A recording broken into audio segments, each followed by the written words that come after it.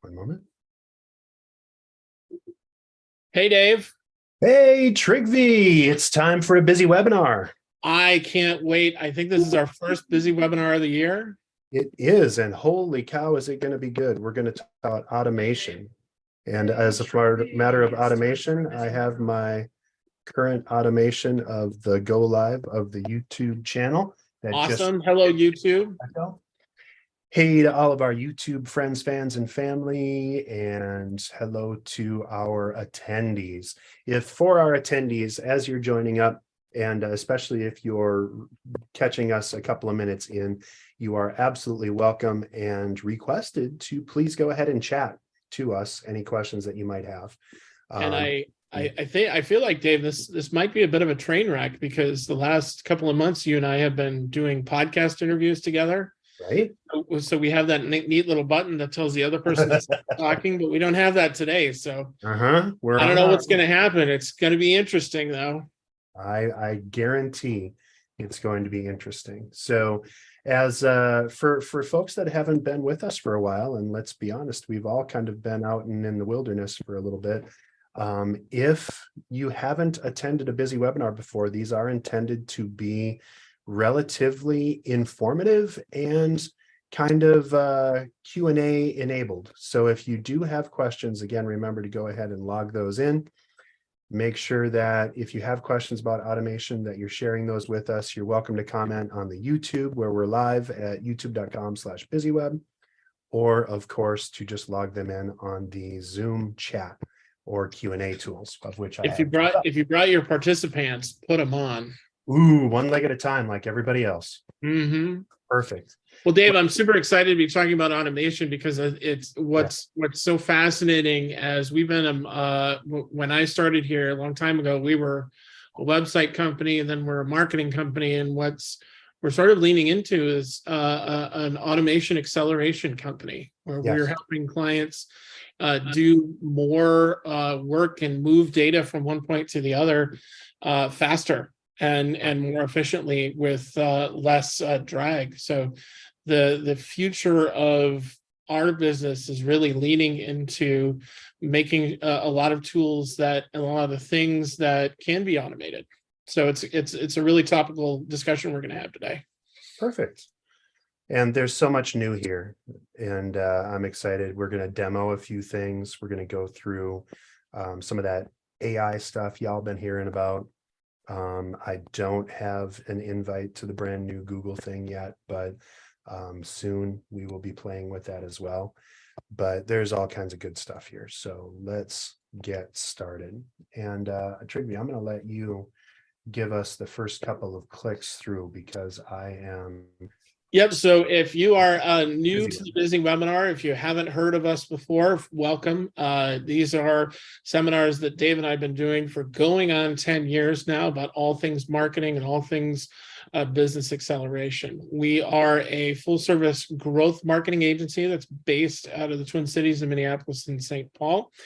Our three main specialties are inbound, HubSpot onboarding, and website building and creation and improvement. That obviously has a whole lot of things that go into that, but at the end of the day, what we try and do is we try and get people connected with their better fit leads as quickly as possible using a variety of different tools. So we are a HubSpot Platinum partner. Dave and I are both HubSpot trainers, and we are a Grow with Google High Impact partner, as well as Dave has a number of certifications that are Google related that makes him just a wonderfully special Google partner as well. Oh, yeah, it's fun. And a big part of what we do is we get in front of as many people as possible to share how to do this stuff, which is why it's important for us to hear your input.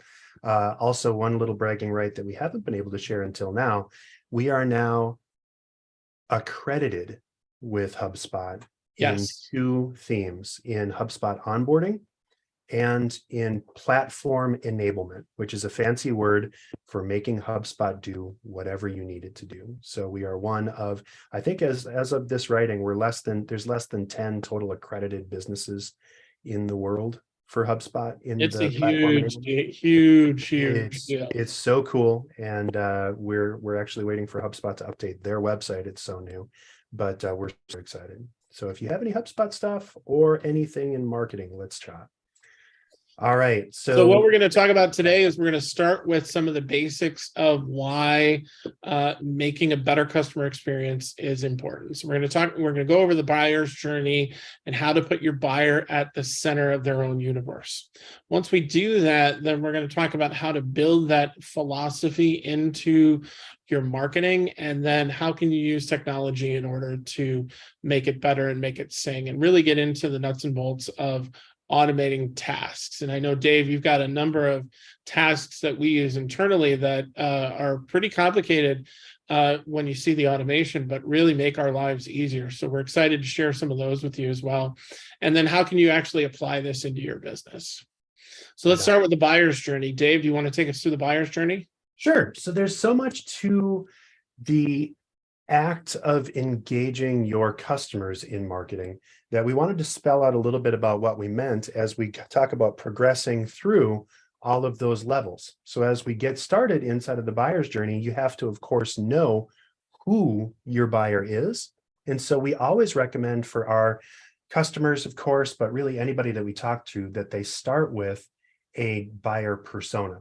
A buyer persona is a fictionalized, idealized version of your very best customers. We see here a recent example from one of our clients. Business analyst Amanda is a decision maker for her business. She has some kids. She's team focused, disciplined, curious, reliable. She hangs out on referral, or she relies on referrals to make business decisions. Doesn't use social media a whole lot, but does look at publications and trade association pubs and traditional ads. And she mostly prefers to review her content on her computer because that's where she is during her day job. But she also does use her cell phone and a little bit of a tablet. So we look at who these people are, what makes them tick, and most importantly, what questions are they asking when they're deciding if they're going to work with you, or even when they're starting to look for businesses like yours. From there, we go through the actual buyer's journey, and this takes you from strangers to customers. And actually, there's one even better step that we're going to include in here in a minute, where we turn you into advocates.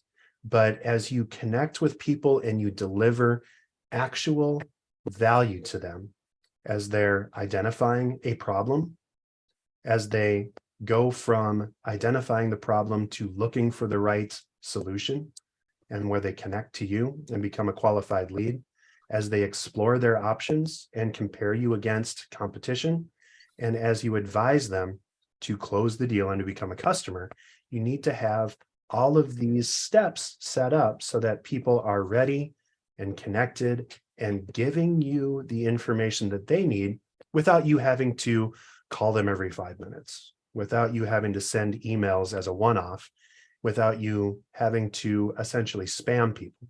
And we're going to talk a little bit about the difference between automation as a lazy form of spamming and automation as a choose your own adventure and a way to continually engage your customers along the way. Anything I missed, Trig? No, I think the way that I sort of practically break this down is, if you think historically back to the dark ages of the internet, time in our lives, Dave, that we like to refer to as college. Think about car buying, and car buying was an adversarial process because how the car dealer had a price that was on the car, but it was different than what they paid for it, and their profit margin was based largely around how they negotiated a deal to sell that car. Then what happened is there was this thing that came out called the Kelley Blue Book, and all of a sudden that information was flat. And so car buying experiences had to change because there wasn't a mystery around what a car's value was anymore. Mm-hmm. And now in the 25 years since you and I have left college, and God, that hurts out to say out loud, but here we are. Yep. that sort of flattening of things has permeated into just about every facet of our life. So now when somebody wants to find out information about a problem they have, they want to figure out what the solutions are. So what do? Do they call a salesperson? No. They look online and they try and figure out what is the potential solutions to my problem. All this rounding up to that when you look at the buyer's journey as you've laid it out here, 6 times out of 10, 7 times out of 10, people are going to be making a buying decision about who they really want to go with before they even talk to a salesperson. Yep. So your digital footprint and your digital ecosystem is even more critical in 2023 than it's really ever been in order to gain business and also to keep business. Right. So as you're processing people through and trying to engage them better, there is a process that we love. It's called the flywheel, that helps to really break through and to engage at a intrapersonal level, like a real actual human being, without being overtly robotic, without actually giving you something that you don't need. This is the way to engage. So you attract all the stuff that you normally do in marketing. You send people the content that they're looking for to engage them, to have a conversation, and then you want to close that loop and delight. And so we're going to talk through that in a little bit. But we realize, of course, that this is a complicated process in real life. So as you look at this screen, I don't know how well, if you have a big one, there's so much in here, right? So this is what marketers struggle with on a daily basis. All of this stuff that's written on screen is something that marketers and sales teams are responsible for. So how do you pull all that together? Well, the obvious answer, of course, is to start looking at some automation. So as we look at this, how do we get people to the next step?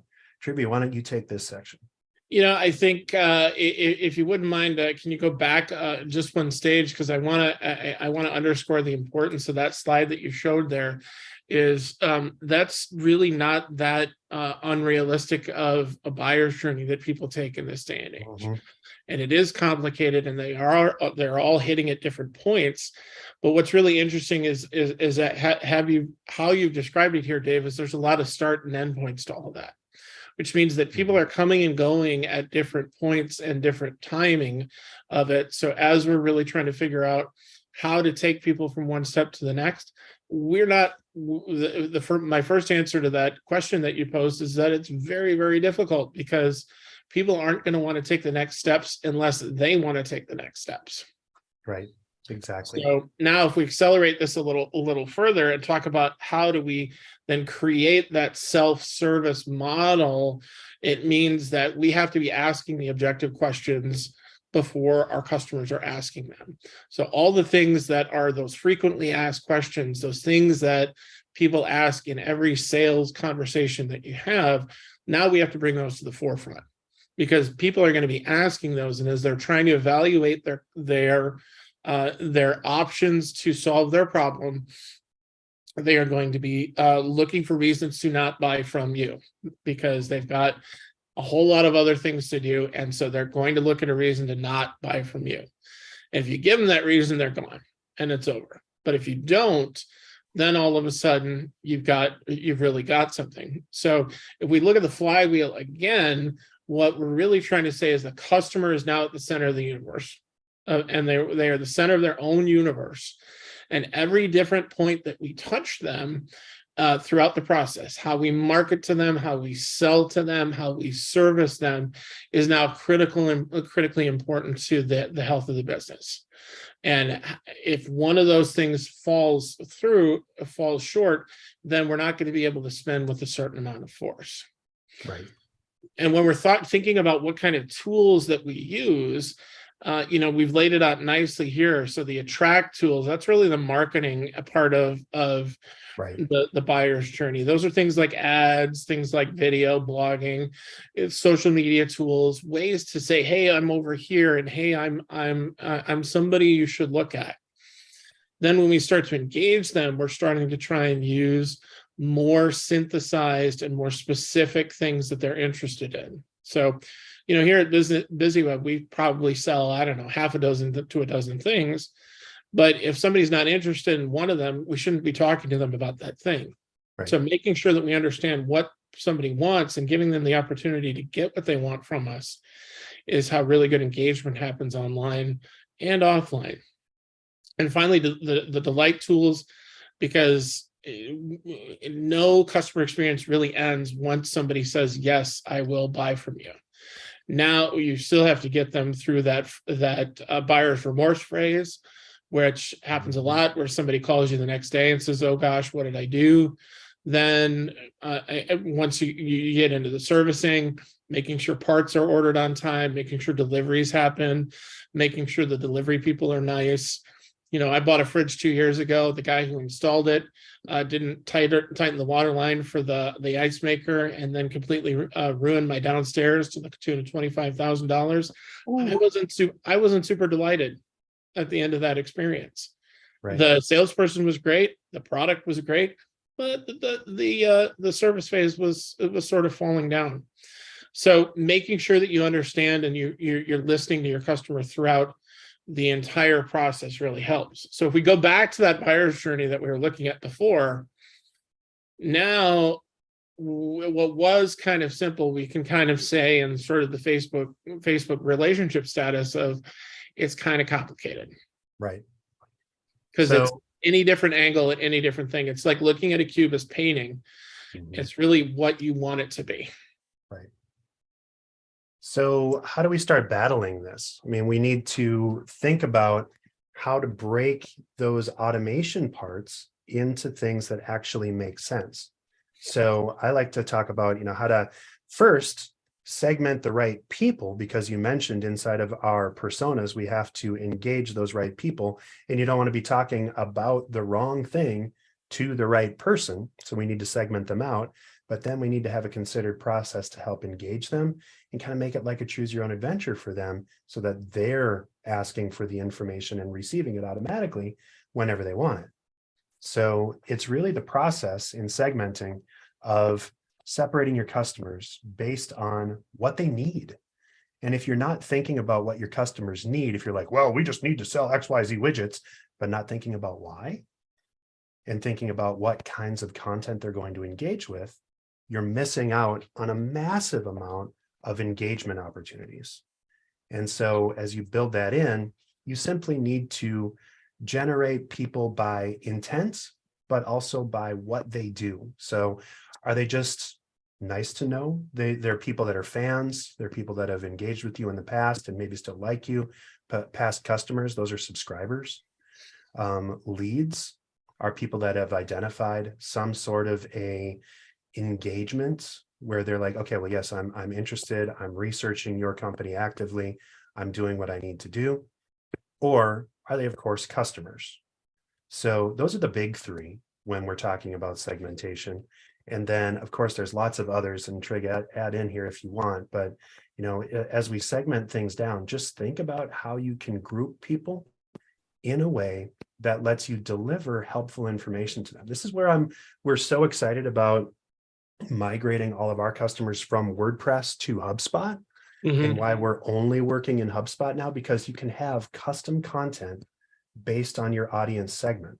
So if I have a customer that's coming to me from the manufacturing world, I talk about how I help manufacturers build great websites that engage and connect. Yeah. If I'm talking to B2B services, I'm talking about how we help folks in the service industries give them the content that they need to make their next sale. So it's much smarter. And all you got to do is go to BizzyWeb.com, and we customize it based on those people.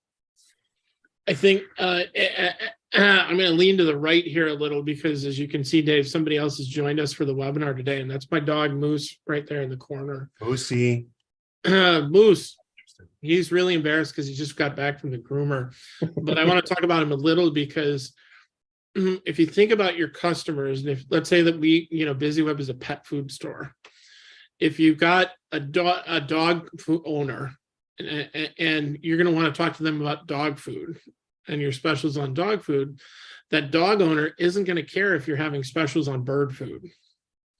And so immediately once you can start segmenting people based on characteristics, then you can start talking to them in the way in which they want to be talked to.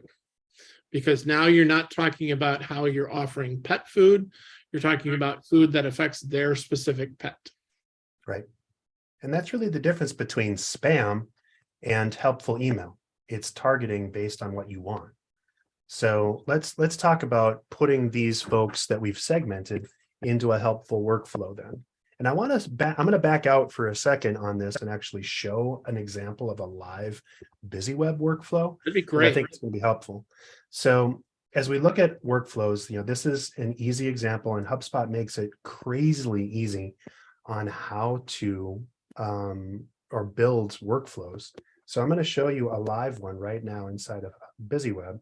This is, I mentioned our migration from WordPress to HubSpot. We actually have an engagement trigger that when someone is coming up for renewal, 6 months before that renewal, we send them a note saying, hey, by the way, BizzyWeb we've identified a better way. So we talk to our customers and send them a few emails to help them get information and start to move forward in the right way. So we send an email and then we wait 14 days to give them a chance to look at it. And then if they have or they haven't clicked the button on the email that we've sent, and there's actually a follow-up email that goes into that. If they do click, then we give ourselves a task to have the sales team connect to have the deeper conversation. So Trygve and I just have to look at our tasks every day and reach out to people that have said, yep, I'm ready to chat. But if they haven't, then we go through and do much more. We send them a follow-up email. We give ourselves another task to connect. And then again, if they click on the call to action or not, it sets us up, or we go back to a third engagement. And this third engagement email says, hey, warning, your website's turning off because by this time, if you go into the days, 14 days, we've got a 6 month timeline. And so now we're getting into 3 months out because we've waited almost an entire month or two between those. So it gets them there. And then if they do this, then great. If they don't, then we keep working on it. And so we don't ever lose a connection because the automation keeps giving us the things that we need. This is a 31-step automation. It took us about, I'd guess, including all of the assets, it probably takes a couple of hours to set up an automation like this. But well, it was done by one of our HubSpot team, so they probably took about a half an hour. But you and I, it would take about a couple hours. Exactly. So for the right people, for people that know what they're doing, it's easy. But for us, all we need to do is engage people in this workflow, and it takes care of us. So can you go back a little, Dave, as you're showing that workflow? Because I think one of the things that I think is really illustrative here is, and I counted 7 different touch points over the space of 90 days that because we set this up is customized, it's personalized with personal information about the individual client. We don't do anything other than click the first button. So throughout that 90 days, there are over a half a dozen touch points that customers are getting where we're not doing anything. And it also lets us check in on the workflow, and we can see, okay, well, this person has been sent 3 emails and hasn't responded. And one of the interesting ones that I love that the team set up here is that they actually set this up and created a different overview or a different category of connections called ghosted. So if they don't connect with us, I think this is where it was. I read it as we were scrolling through here. But it creates it if you don't have somebody that's engaging. So I can just look at the workflows and see, okay, well, this person has now ghosted us. They're not in, oh, here it is, hosting ghosted. So if they're not connecting, it gives us as sales team the input that we need in order to make an engaging and helpful conversation. So and what's really interesting there too, Dave, is that's not just a selling conversation. Right. A marketing conversation, that's business decisions, and that also affects our service team at BizzyWeb as well. So we've got everybody accounted for as part of that workflow. Exactly. It's so much easier. So there's all kinds of different kinds of workflows, and I'm going to go through this kind of fast because I want to get into some of the other fun stuff. To our attendees, if you do have specific questions about automation, about workflows, about segmentation, we'd love to have your input. For the folks that are watching, I see there are a few on YouTube, on our YouTube channel at youtube.com/BizzyWeb. Hi, YouTube. Hey, YouTube, give us a question in the chat and we'll answer that here because I have my eye on that as well. So common workflows that we use and that HubSpot makes it super easy to do. These are actually all templated workflows that you can just click with one button and it'll do it for you inside of 15 minutes.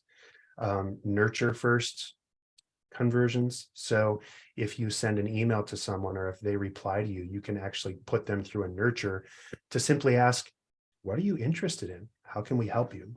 So that you're not sending them stuff that they're not caring about. So if they're a bird owner, you're not sending them information or dog food for moose, so that you're getting them the right stuff.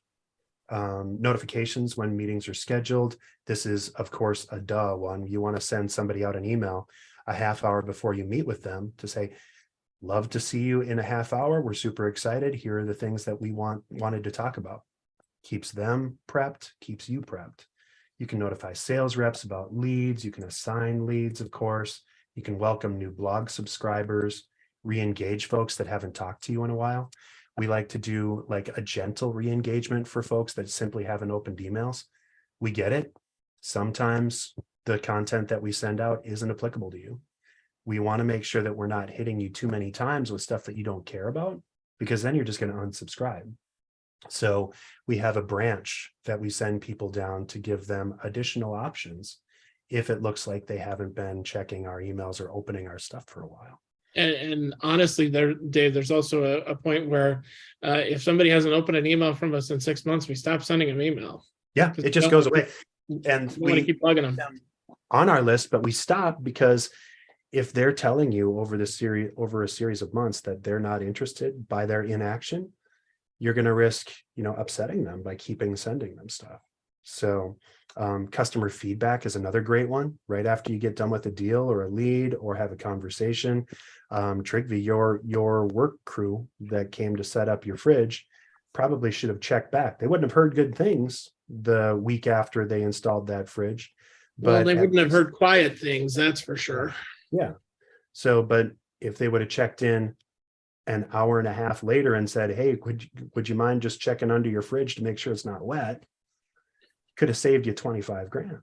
Absolutely. Would have made you a delighted customer instead of had to work for months through their insurance, right? Mm-hmm. Promoting services, anniversaries is kind of an undone thing for most customers. Hey, it's been 4 years. We can't believe that we've been working with you for this long. We'd love to celebrate with you. Here's a mug, here's a thank you or whatever. Figuring out confirmation emails for events as they come up, whatever that is, it can all be helpful and informative and useful, but you have to take the time to set it up. Workflows, again, the workflows tool is super easy. You just click a little plus button. I've zoomed in on this for this slide because you want to add more stuff to happen after you click yes, you just click plus and add something to it. And there's all kinds of drop downs that you can do based on that interaction. Now, Dave, I'm kind of curious as you should talk about that picture. There's pluses in between steps. Why is that? That's to add additional steps. So even if you've got something built, you can then go back and edit on the fly and put intervening steps. Yep. So you can do that. It doesn't affect the people that are already in that workflow, but for the next person that goes through, you might discover, when we send out this message, we're getting no response or we're getting the wrong response. They're confused about it. So you can add another step to give them a video, perhaps, to help them see, okay, well, as we're filling out these forms, here's something that can be really helpful. Here's a couple of blog posts that you're going to want to review, whatever that is, right? Makes it super, super easy. Wow. And again, you just decide the content and when to send it out to reach out to the right people. Now, the trick with content is you need to not, a couple of things is number one is don't be funny. And number two, try and make it as evergreen as possible. So the classic example, the classic fail example of this is that Adidas long time would send out a gift for anybody who completed the Boston Marathon. And so years ago when the Boston Marathon bombing hit, everybody who had finished the race got an email saying, congratulations, you're for surviving the Boston Marathon. Oh, which was funny last year, but given that people actually died, was remarkably tone deaf. So right. to make sure that your content is good ahead of time, share it with other people, make sure you ask the silly questions, like what happens if something blows up? Are we going to have to review this? Right. Because it does happen. And unless you have a good handle on what your tech stack is and what automations you have, it's easy to miss that stuff. I guarantee they didn't send that email out on purpose. No. They forgot that they sent that out or that they had that language in it. Yep. And that's what happened. So the other thing as you're going through this, before we get into the new candy of the year, and that's AI, make sure that you attribute everything that you do to specific things. So a customer interaction needs to tie back to the deals that you work with that person. This is incredibly tough to do unless you're using a good tool. HubSpot makes this crazy easy. You just run a report that says, okay, give me all the touches that went up to this deal. So you know that a tweet or a YouTube video or an email was responsible for influencing $100 million in revenue, perhaps, depending on the size of your business, right? So as you go through that, I can look at it, and this is from a little bit ago for us, but I can see 25% of the revenue that we brought in over the past year was touched by someone inside of an email that we sent from our email marketing. So that means that our customers are getting our emails, they're impacting it, and they perhaps use that to either influence how they feel about us or that help them inform their decision and move them toward yes. There's all kinds of good stuff that you can do about it. And as a marketer, it makes it real easy to say, hey, boss, I would really love more budget for this marketing campaign because it influenced $100,000 last year. So think about it and make sure that you put it in. Again, having a good tool makes this easy.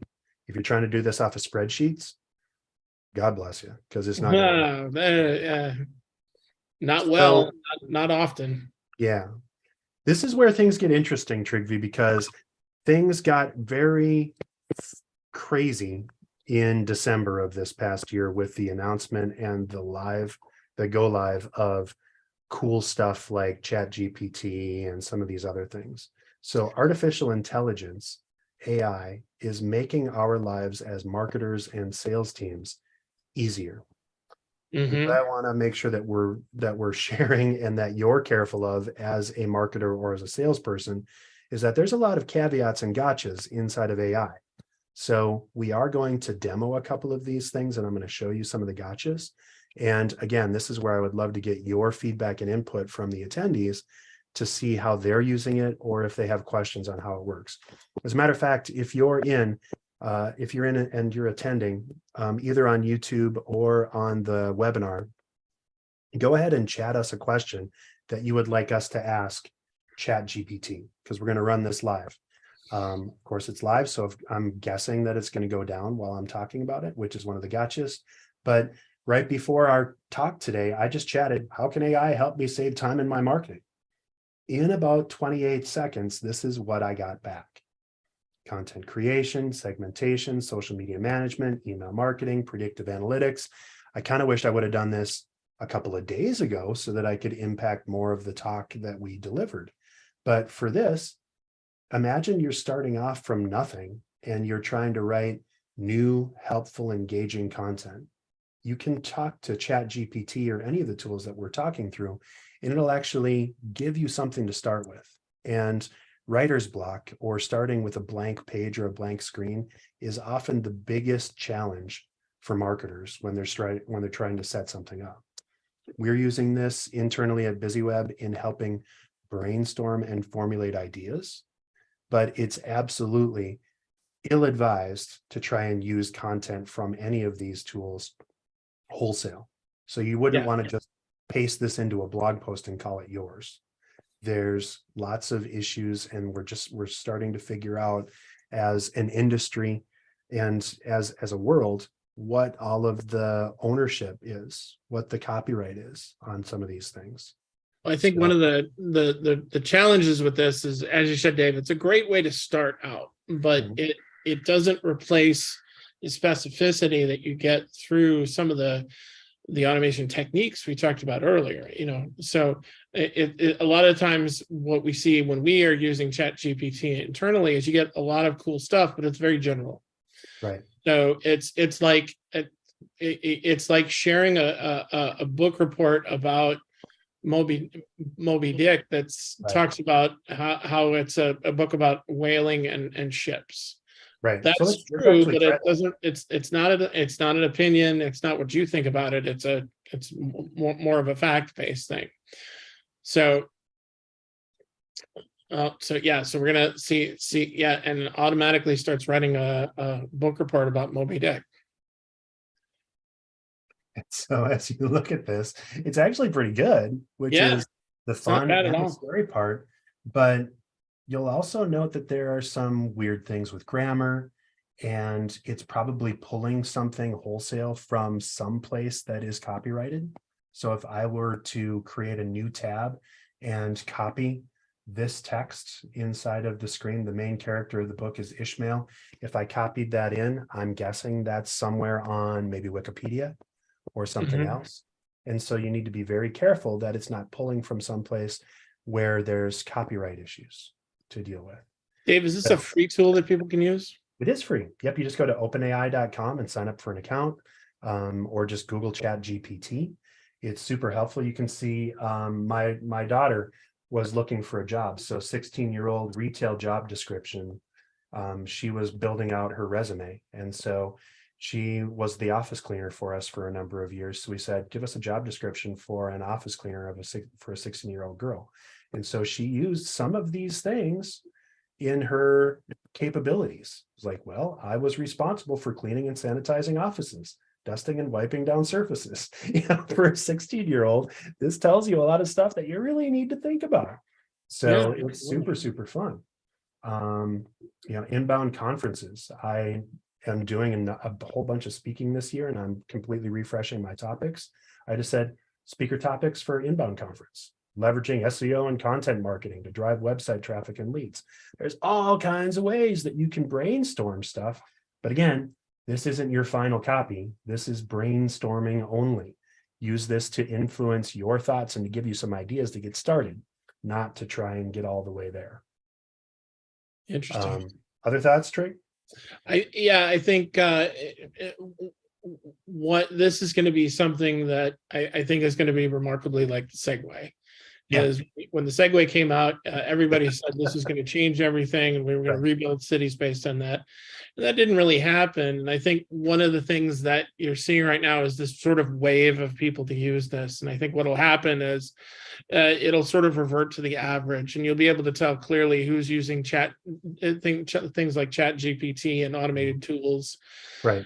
It's not as good as some of our people can do, but it's a good start. So I think as a tip, because what we're trying to do here today is talk about how do we make people's lives quicker and easier. This is a great way to bust through that writer's block and get you started. Right. I am of the opinion that one of the scariest things in the world is a blank piece of paper. Completely. And so if you can avoid having that, then you've really got something you can take, and you can use this to take your ideas and your effort to the next level. Right. But it's not the whole thing. Yeah. I want to bridge into something else that I think is even more dangerous for businesses and kind of more awesome. Imagery. So there are tools like Crayon, it's formerly Dolly Mini, Midjourney, Hotpot. All of these tools are free ways that you can generate completely from scratch imagery that has never been created before. And this is the result of me typing colorful image of a woman working on an assembly line, cartoon style. Now, if I would have done realistic or hyper realistic or impressionistic, it would have been completely different. Notice, however, some of these are pretty damn scary looking. So you Yeah. probably don't want to use these wholesale. And I like using these for brainstorming or for line edits or sharing things that are not for public consumption. Because if you look very carefully on some of these, and if I zoom in, actually, let me skip back over to that tab for Midjourney or Dolly. If I zoom in on this, note first, one of the things that Whoa, you can see if you zoom in here is that she has almost a black universal eye. AI has a terrible time creating hands. So you know, they always have 6 fingers or 17 fingers or whatever, right? So it's pretty crazy. But also, you know, there are some weird things going on inside of this image. And you can grab it, but a lot of times you'll also see, and if I did this in a way, like let's just switch this to photographic style, and I'm going to draw. This is gonna get creepy. Yeah, I'm going to skip back to the main tab because we don't, it's going to take us a while, and I'll keep an eye on it. But, and while we do that, I'm going to skip to the next thing because it takes on Dolly Mini on Crayon, it takes probably a minute to create. I think one of the things that crayon and those types of tools can really help people is I especially for us because we work in the creative services field. Um, one of the things that is often the biggest challenge that we face is getting people's ideas out of their head, and to be able to have that vision that they have to be able to describe it in a way that most closely represents what they wanted in the first place. And sometimes, you know, we're pretty good at it and fleshing out the right kinds of questions, but that these tools are great at helping you realize what your vision is. And so, you know, in this particular instance, Dave said a colorful image of a woman working in an assembly line. Cool. Does that match your needs, or do you need something different? So it helps you really sort of work on your language of description, is if, especially if you're a visual learner like I am, to be able to see what is somebody else going to really think about when they think about this thing that I'm asking them to do. Right. So as you're prototyping, this can be super helpful. But again, you probably don't want to use this as the ultimate result. Let's go back to Crayon. Okay, so looking at this, if I That's look not at bad. this image, if you look very carefully, there's usually a spot where it's grabbed something from a stock image space, and those stock images definitely have copyright associated with them. There's actually a $12 billion lawsuit that's being doled out right now from all of the like Shutterstocks and other houses of the world that do all of these images, stock imagery and artwork. And there's a lawsuit because they're saying you're using all of our stuff and you're just modifying a little bit. And by and large, it's kind of true. So if you look at this image, this person's face came from somewhere. This background probably came from somewhere. And if I scroll in real careful, there's probably a watermark or something else. But also note, it's kind of creepy, right? And let's look at, can we find one with bad fingers? Maybe. Oh, that's a terrible face. Look at her mouth. Wow. That's, again, if you're going for some sort of a terror motif, then maybe this is all right. But, you know, it looks like this person is either about to chop off their fingers or has lost their fingers. Is she wearing goggles or like the world's biggest set of Ray Oakleys? Oh, it's her hair. I don't know. It's her hair, and she has 2 ears, and her mouth is connected to her nose, and her eyeballs are weird. And that's photographic style, right? So, you know, that's probably not ideal. If I zoom in on this one, wow, look at that. That's Frankenstein's monstery. But Wow. there's lots of interesting stuff inside of here. That's somebody who wore a helmet too long. Yeah. Or another one. Oh, that's probably not something I would put on my website for sure. Right? Where's the rest of her hand? That she lost it in that particular So this is a chopping device. great example of a photo you should not use in your safety. Right. So great tool, but there's also one more that I wanted to demo with you, which is kind of a really neat brainstormer. Actually, for attendees, if you wanna send me an email, send it to dave@bizzy.com, as I actually have some invites to this. So Jounce is a tool that's invite only right now. I have 3 invites left, I think, but you basically go through and it's a brainstorming tool that helps you as a marketer to create cool content. And I'm going to show you what I mean in a second here. So, oh God, that's great. That's creepy. So there's templates on here that you can use to generate all kinds of different stuff. So if you're trying to write an Amazon product description, blog post topic ideas, engaging questions for an audience, and Google Ads description. I mean, Trig, pick anything, or our attendees, pick one of these and I'll go through it. SEO product page. Yeah, let's see that. Okay, let's go through that. So company name over here. So company name is BizzyWeb. Product name, what are you offering? We'll call it inbound marketing services. And product description, I'm going to actually open up a new tab and I'm going to go to BizzyWeb.com. Go here. And I'm going to go into our services, inbound marketing, and I'm going to go to inbound marketing directly responds. So I'm going to grab this, copy, go back a tab. What makes your product awesome? There we are. And then keyword, I'm going to go inbound marketing. Boom, generate. And let's see what it does. It generally is pretty quick.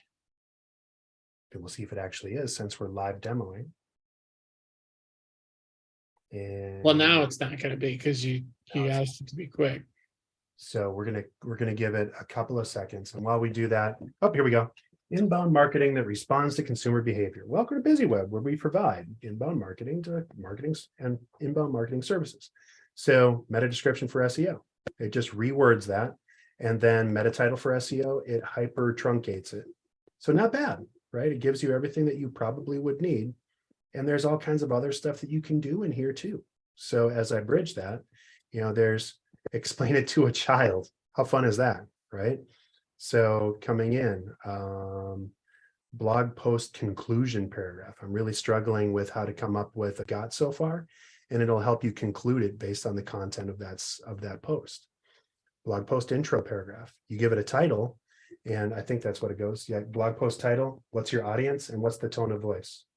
So let's do marketing automation for manufacturing. Audience, manufacturers in the Midwest. Tone of voice, conversational? I don't know, informational. Boom, generate. Let's see what it does. Kind of crazy. Okay, bingo. Manufacturers in the Midwest are always looking for ways to increase efficiency and reduce costs. One effective way to do this is use marketing automation tools to streamline the marketing process. One thing that you might notice, they've stuffed the hell out of marketing and automation in here. So it's probably not awesome for SEO to do that. Yeah. So use at your own peril and make sure that you're connecting with that. So Jounce, again, that's a great neat tool that you might want to connect with or give it a shot. So that's it. Trigvi, we've given folks the overview. Here's how to get a hold of us. We do have a online tool that'll actually introduce you to some of our automation. Again, you're not going to get spammed as part of this, but if you go to bz-calc, bit.ly/bz-calc, that'll take you to a page that will give you a ebook to download to review what you need to know about inbound marketing. And then when you respond to that, it'll send you a follow-up email with a couple of questions, and then you're done. You're not on our list, you're not going to get spammed, but it will give you what you're looking for, and it'll ask you a couple of additional questions to make sure that we're hitting everything that you actually wanted. So give that a shot. So that's what I got. What else do you have? Should we pontificate a minute? I think just as a Jerry Springer final thought is automation is great to help you speed up, but it won't replace the work. Right. You still have to put your thought, you still have to put a little effort into it, and you still have to make sure that you're maintaining it in a way that it is helpful and useful to your business. So I think, definitely we've talked a number of tools that I think really people are claiming are game changers. I would view them with a weary eye, but keep an eye on them and figure out how can you use them in a way that makes your life better and faster. Right. And as we go through this again, remember, you want to use automation responsibly in your marketing. Make sure that you're using the right technology and paying attention to what you can do. I mean, these are all good ways to help you save time and to better engage with your customer.